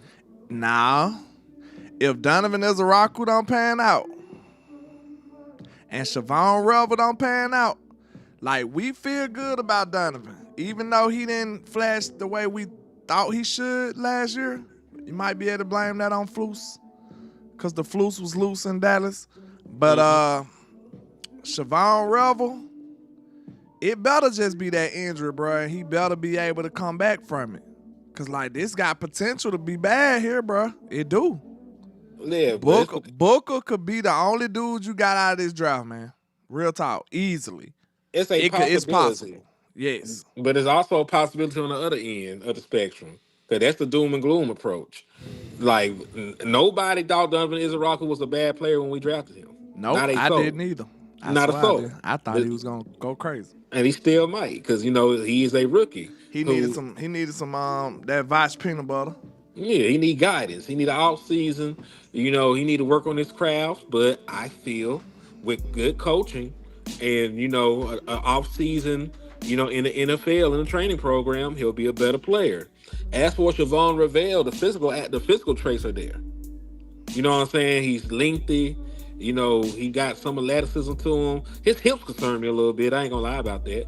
But I think as a press corner, if he's healthy and not running around with a transformer knee brace, because that nigga knee brace can turn to Optimus Prime at any moment. I think he'll be a better player. You know what I'm saying? Now, Jadon Blue just ain't shit. I don't Time think he's out. ever gonna be shit. We got to go back. On a Talk to scale of 1 to 10 for Mr. Donovan Izaraku, and then we're going to do Mr. Siobhan Revel Jr. All right. 10 being he got potential to be the biggest bust of all time. Oh, so 10 is so the higher the number, the worse the outcome. That's how high the likelihood of him being a bust is. Oh, the bust rate. Okay. Yeah. So give me your scale for both of those players, please. Easy, I think it's low. I think his bust rate is like a 3. I think Easy. I think with his skill set, that nigga got a bag already, man. They just didn't let him use. Where the bag went though, that's what's concerning. Man, listen, he ain't wake up sorry. Man, look, I don't give a damn who coached me and told me not to do my moves, cause that's what we were saying in camp, man. And we didn't see this dude doing none of that shit, man. It's frustrating, bro. It's so frustrating, man. We all seen this dude looking like a young D-Law with the hand motions and the swim moves and the rip moves and all this shit in college. And then he didn't do none of this stuff in the pros. Yeah. I ain't even see no glimpses of it, bro. I would have snuck and did some of my moves. Damn that. You know what I'm saying? Like, look, Donovan, let me give you a word of advice. Even if your coach tell you to do that shit, bro, if it work out, we ain't gonna care. I promise you. He gonna be like, no, all right, good job, kid. When you go get the sack doing what the fuck you wanted to do, he gonna be like, good job. He gonna be like, no, yes. That's what coaches do, okay? So, man, I don't know about that, bro. I don't know how much of that I'm buying. I don't know what the fuck was wrong with that, like, bro. We seen this man doing all kind of stuff, and then he just did nothing. He did none of the moves in pros. And there is a bigger sample size of him doing moves and having a bag than there is of him not. So I am willing to guess and bet that was the plan. Because listen, that he's not the only pass rusher that fell off this year. Dante Fowler just had 10.5 sacks in the NFL, and he act like he don't know how to rush the pass no goddamn on. We gonna put that on Flus, man. It's Flus' fault. Man, that should have been the hashtag right there. Flus' fault. It's really listen. Let's be clear. It's actually the dude that took his ass to Tennessee fault. Nobody want to talk about it though because they like it a little bit. White Cotton. Oh damn, White Cotton. So let's keep it 1,000. Who the defensive line coach? You right. Your unit ain't did shit. Yeah, your whole unit was sorry, except for the niggas that came from elsewhere. Clowney said, "Nigga, I ain't listening." Now you said, "I know what I'm doing." That's exactly. what Clowney said. There ain't shit you can tell today, you Clowney. You can't tell that man how to rush a play. Nah, he's not listening. You see what he do the best and then tell him, like, you know what I'm saying, give him a little tips or words of encouragement or something. Like, you don't just tell him, oh, I want you to rush like this. Like, he probably laugh at your ass. And been in the league too long. He got a new coach. Because remember, they moving to a 3-4. He got an outside linebacker coach now that coached at Georgia and won a national championship. He gonna tell that nigga do what the fuck he want to do. He young. Mm-hmm. Yeah, he young. He gonna be coaching everybody up, but he gonna look at Clown and be like, "Oh, you good, bro," and then go back to coaching everybody else. Like real talk. Or they gonna say, "Hey, you see the David Clown over there? Do what he do. Yeah, do it. Follow him. That's what they gonna do. Follow him around all practice. He gonna tell you everything you need to know how to be a premier pass rusher in the NFL, man. Facts. I'm going home. That's a good. I'm off today. I ain't doing I'll let Coach Clowney, nigga. Follow Clown ass around, man. But yeah, man. I'ma say Donovan Izaraku bust rate. The reason I'm gonna be a little higher than you because I ain't see none of that shit in the pros, man. That's concerning. So I'ma say a 4. You did all that to go one number. One number up. That's a lot, though, bro. That's a lot, though. Pause. That's a lot though. Pause. I ain't gonna even let that You need a fester. lot of pauses. You never know, bro. That one number is a lot. I think each slot is significant when on this scale that I'm talking about. So Siobhan Revel. I'm a little bit higher on him, but about a 6. Damn. I think we can agree on that one. I might be with you. And it's sad, man. And it's mostly surrounding the injury. Like, he got the premier, like, prototypical corner size and shit. And length and stuff, you know. Pause. But he got the prototypical all that when it comes to the prototypical build when it comes to a modern corner these days. But I got concerns about the injury. And then knowing the Cowboys injury look, I wouldn't put my money on it. That's all I'm saying. But I'll tell you why it's a 6 for me personally. Because it's like, unlike Dumb Izaraku, I did not like his tape like that. I didn't like his tape. Me like either. I ain't see what everybody else saw. I saw a physical corner making some tackles and stuff, but as far as coverage go, I didn't see it. But Well, we'll see. let's move along. Jadon Blue. Shamar James.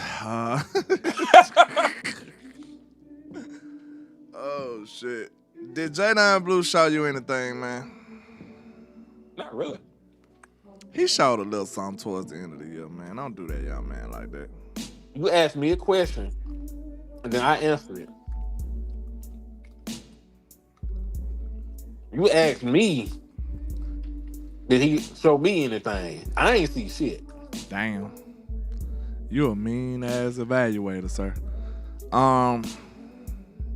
He showed a little signs of life, but bust rate, his shit on like a 7-8.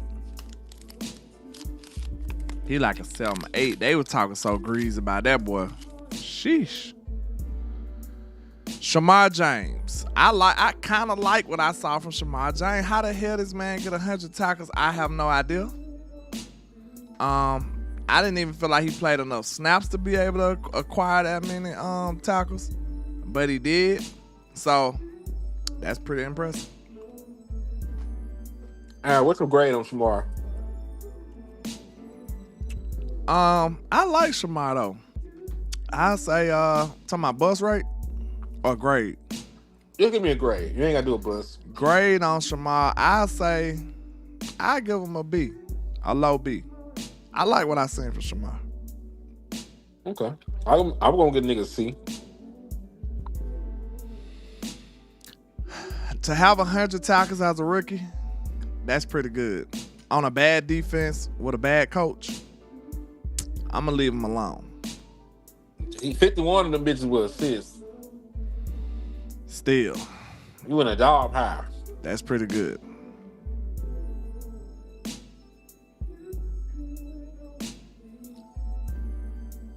It's not the worst thing that could happen. All right. So let's move along to the 2026 draft. The fuck everybody else on this list. Don't do that shit, man. Have some respect. I respect my mother, my father, the God I serve. Damn. Nah, for real though. I'm stop playing so much, man. I can't really say anything about Cornelius, Jay, Marfa.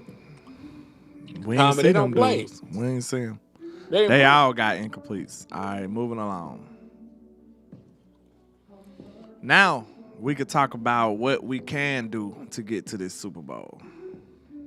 stop drafting like hoes. We gotta draft better, man. Or just don't even be so dependent upon the draft. This is what happens when you dependent and got all your eggs in that draft basket, sir. You can't have all your eggs in that one draft basket.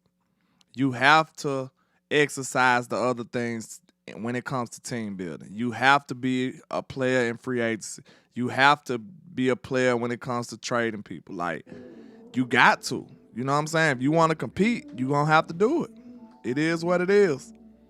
Like, you can't just rely on the draft no more, especially with an aging quarterback, with a closing Super Bowl caliber of window, I guess you could say. You don't got time to keep developing everybody, man. You just don't. So, you got to make up your mind. You got to make up your mind. I agree with you on that. So yeah, they're gonna have to be more aggressive in free agency, and they're gonna have to be more aggressive in the trade department. If they're not going to hit consistently in the draft like they used to, because they worked wonders in the 2016 draft, they worked wonders, in the 2020 draft. They have not hit like that recently. You know what I'm saying? Like, we thought they were hitting, but now you think about it, most of them guys not even on the team no more. And the guys that are on the team aren't like game-changing players. They're just okay. They're decent contributors. Osa is a decent 3-tech. Jake Ferguson is a decent tight end. Yeah. And these are the guys that are left, in leadership roles and paid on your football team. Them boys might as well play for the Bears. They monsters of the mid. Way. Them boys play for the Bears, man. Yeah, doggy. So that's really the only thing I have to say about it, man. If the Dallas Cowboys want to get back to a Super Bowl, and listen, I'll go like, just based on our current roster, I can go a little bit more in depth. Everything on your offense is fine for the most part. Like, not your line, to be honest with you, but we gonna whisper that. Say what? Your line ain't fine, but we gonna whisper that. Your tackles. Let's be more. Yeah. Blame your tackles. Keep it on the low, though. Keep it on the low. And that's dependent, really, dog. I ain't gonna hold you. That's dependent on Tyler Guyton. If Tyler Guyton is fine, you can have one weak tackle. You just have to do everything in your power to hide that nigga. Right? If you got 4 good starters on the offensive line, it is what it is at that point. Because I don't even know how good some of these lines in the Super Bowl is right now. I don't know what the Patriots offensive line is really just filled of gangsters, or if they just scheming them niggas up. I don't know that. I can't even name you most of the people on they offensive line. Can you? I can't name a person. Charles Cross on Seattle. And who else? And he's not an all-pro. He's not a Pro Bowler. He ain't shit. He is a starter. He is a good starting tackle in the National Football League, but he ain't none of what Tyron Smith was. He ain't none of what he's not even. I'm just saying. I'm not trying to even act like he's bad. I'm just saying, like, he don't got no accolades. You know what I mean? Yeah, I do. But it's you right though. It seemed like, do we have good enough tackles to be no names and be productive?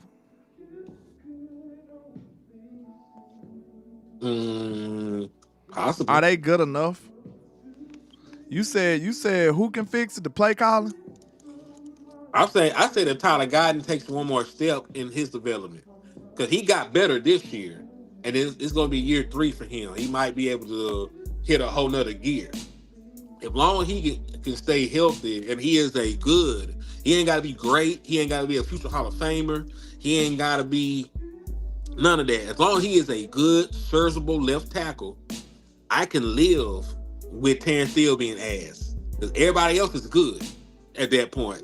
If Tyler Guyton improves and he's good, that's fine, because there's an all-pro fucking guard right there beside him.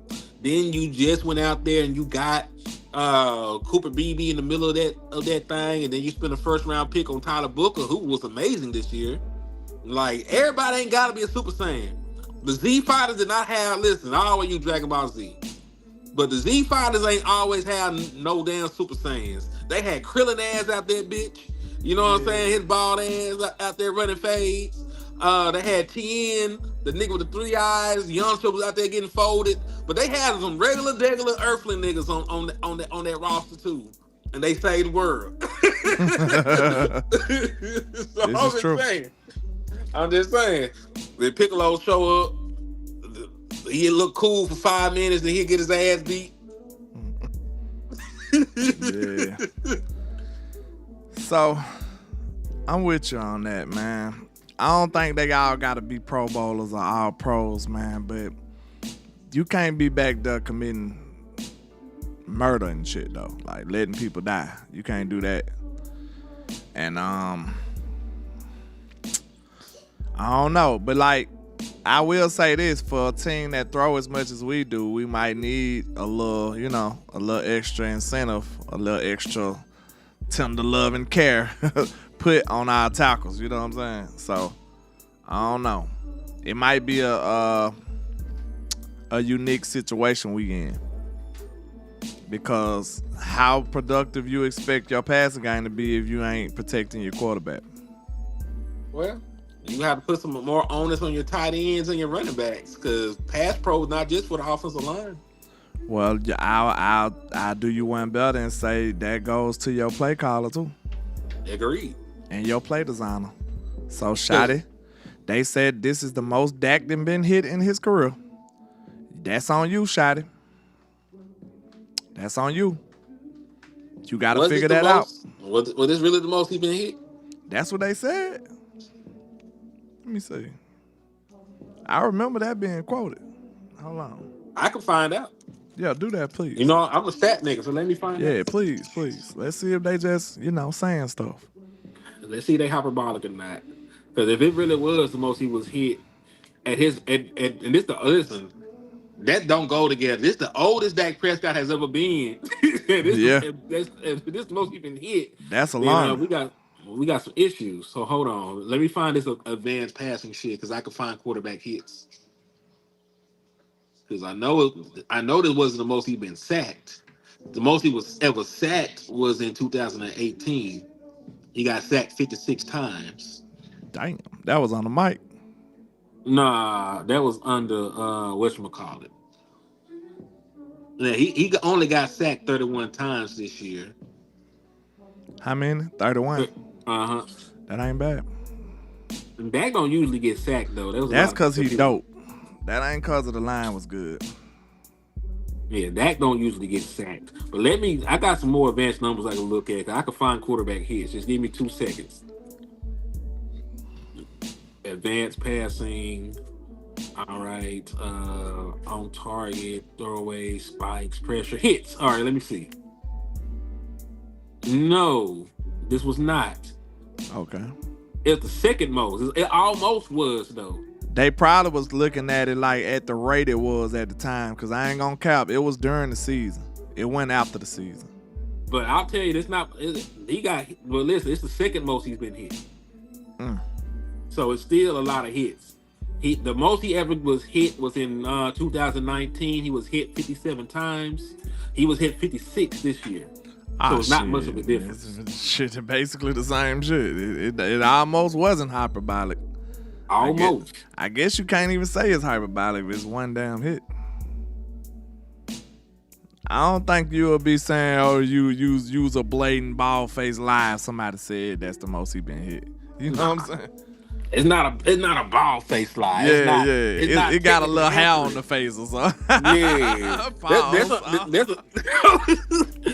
There's a 5 o'clock shadow on that motherfucker. It got a mustache on the face or something. I don't know why it felt like that was pause worthy, but hey, if necessary, you never know these days. You never know. But yeah, that ain't a bald face lie. So it was very, very close. Close as you can get without being correct. That's what that was. So he's been hit way too much. We can agree on that. We can agree on that for sure. And that's on Shotty right though. That's on Shotty. And it was on Mike too. What, that was 2019? That was on Mike McCarthy. That wasn't Mike? Nah, that might have been Kellen. That was still Kellen.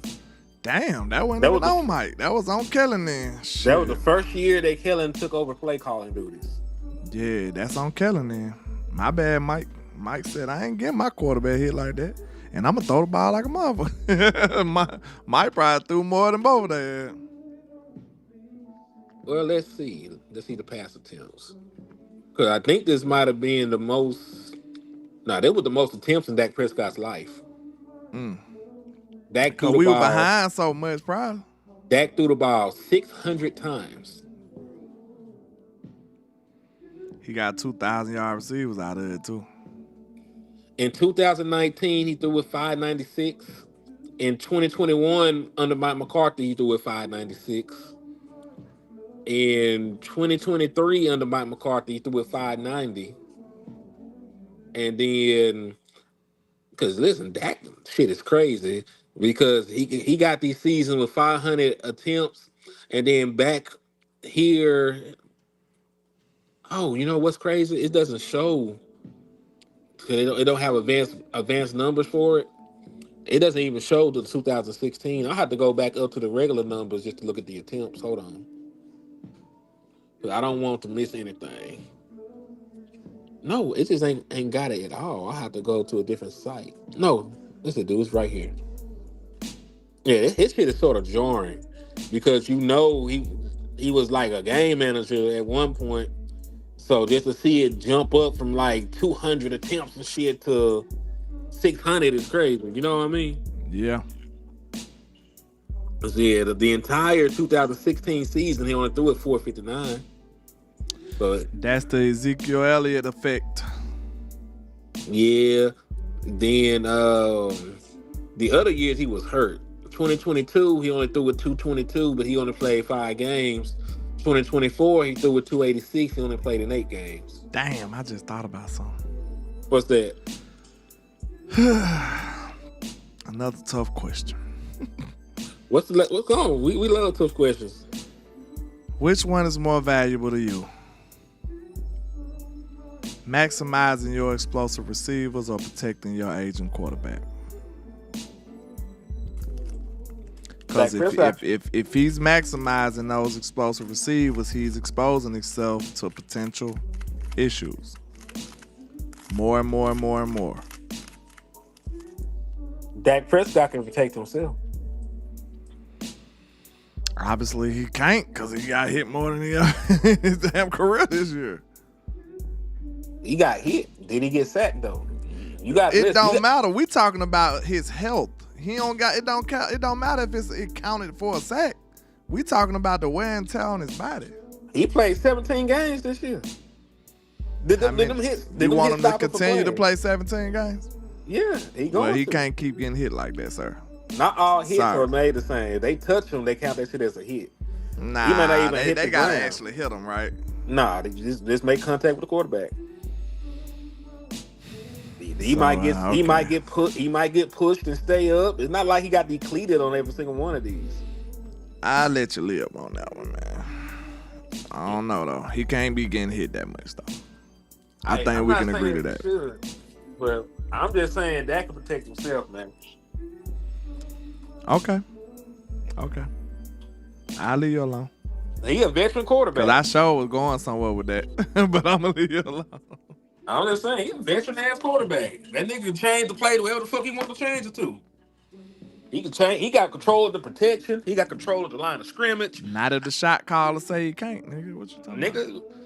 Nah, Dak got full economy. This is Dak Prescott offense. I ain't heard nobody say that. I promise you.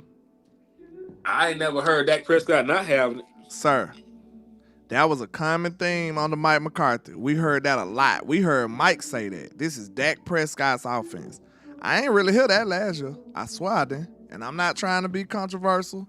I'm not trying to be, dishonest or none of that. I didn't hear that being thrown around a lot. The reason that Shotty is even here is to keep the continuity of the offense together. True or false? That's what they said. Oh, okay. That makes sense. The reason that Shotty was the choice was to make Dak Prescott's life easier. That's smart, too. I agree. Okay. So if they ain't, so they keeping the language and everything else together. You know, he might have some different play designs and shit, but hell, Dak still change what the fuck he want to change. I ain't got no pushback for that. You good? I'm with I'm you. just saying, like that nigga. I guess it just didn't have to be said. I don't know. Ain't nothing to be have to be said. This man, listen. This man is running most of the same shit he been running, from Kellen Moore to Mike McCarthy to fucking whatchamacallit. You ain't did shit different this year, but run the ball more. True. Okay. I'm just saying, like this nigga, you know, this nigga got a lot of power at the line of scrimmage. That's why he always making all them calls. That's why the nigga always doing all these crazy ass hand signs and shit. Looking at niggas. True. Like you see him out there working more than most quarterbacks do. So like hell, if push comes to shove, that Raheem Prescott gonna have to do some shit about this. I can't give you all this love about being one of the smartest and most cerebral quarterbacks in the league and shit when it's time to give you your flowers and not point out like, hell, if you're getting hit, that's partially on your ass too. This is true.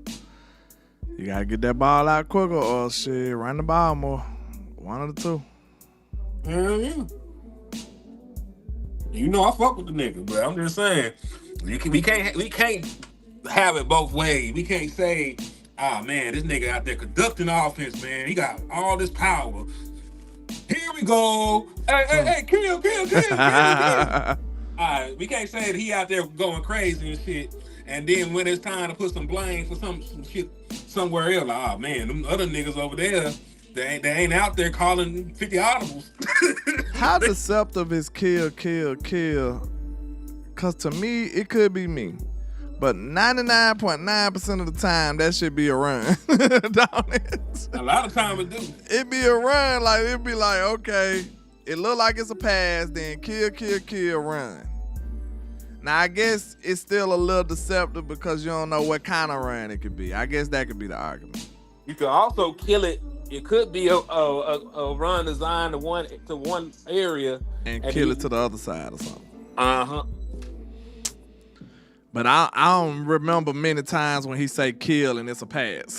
That's all I'm like. That shit be a run damn near every time. Yeah, You shit. know me, when I hear it, I'm like, fuck, he finna run the ball. Like, throw the motherfucker back. Shit. Mm-mm. But yeah, man, I think it's about that time. We done did almost 2 hours of content, man. I hope y'all enjoyed this. This is not easy. This is Super Bowl Sunday. Everybody else grilling and barbecuing and all that good stuff, getting ready for this game. And we took out this time for y'all, man, to make sure we give y'all some of this good old content. I think we got a good understanding why this team is slightly behind the 8-ball right now is because that 21 draft, that 22 draft, that 23 draft, that 24 draft, all those drafts collectively damaged your team and didn't set you up for success. I say that. For the most part, those drafts have hindered you, actually. Like, they have been liabilities.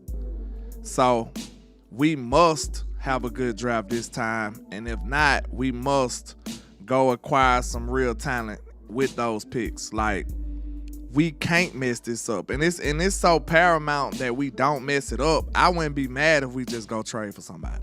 Cause like, we don't even got time to be hoping for nobody, to be honest. In my opinion. I don't even think we got time to hope for nobody to become something. The timeline don't even match. If you think about it. We don't even have a timeline to be hoping that somebody becomes somebody. Like, we need somebody now. So, if you was opposed to giving up those picks, man, you might have to reconsider right now. I think after looking at this information, you should reconsider. Hey, real talk. Cuz said Henny and Crown for me today and my family. Real talk. And listen, I'm not opposed to giving up the draft picks for established players, especially with the track record they have, in recent. Yeah. Yeah. But you're gonna really have to ask yourself, man, Are they setting themselves up to be successful? You know what I mean? Like, are they setting themselves up and spending money in free agency to fill out these holes so that these moves aren't staggering? You know what I'm saying? Like, it didn't really. I'm not saying it didn't hurt, but the command, like, not the Commanders, but the Packers made a lot of moves. They spent money in free agency and they did decently in the draft, and they had a team put together. So when they traded away 2 first-round picks for Michael Parsons, that shit made sense. 'Cause they were trying to set themselves up to compete right now because they had everything else in place. They felt like they were one pass rusher away, you know, and they went out and made that move. I'm not saying it was successful because they still were one and done. You know what I'm saying? But the dude got hurt. But point being, they did they due diligence to set their team up, through prior seasons and prior acquisitions, to where they were at the point to where trading away their future made sense to compete right now. I need the Dallas Cowboys to do something similar. I need them to go out there, fill these holes, get you another pass rusher, another linebacker, another corner, another safety, and then you can do whatever the hell you want with the draft picks at that point. Facts. Because you got everything, accounted for. Everything is needed. Everything is in position for you to go out there and spend those assets in a way to where it will be beneficial for your team. And I need the Dallas Cowboys to do that. Absolutely, man. Well said, my brother. Like we said, man, I think this was a good show. I'm gonna go back and watch this one because I think it was eye-opening, man. Those draft picks, those years, it's crazy work. And we got to correct it, man. So, hey, y'all make sure y'all hit that like and share for the squad. It will not charge a card.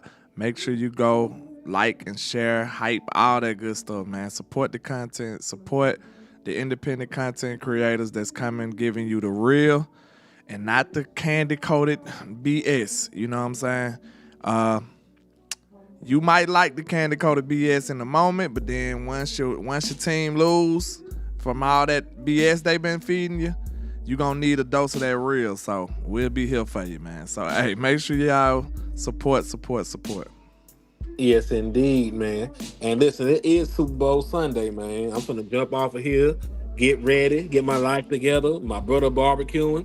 I'm gonna go word the hell out of him because his team is playing the Super Bowl and mine is not. So God bless America.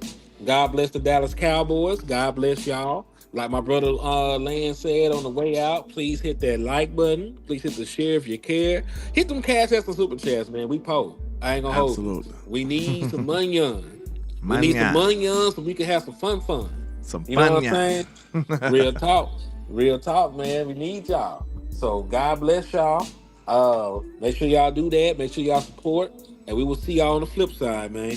And in the words of my country ass cousin who went to California and thinks that he did it now, never look down because the style is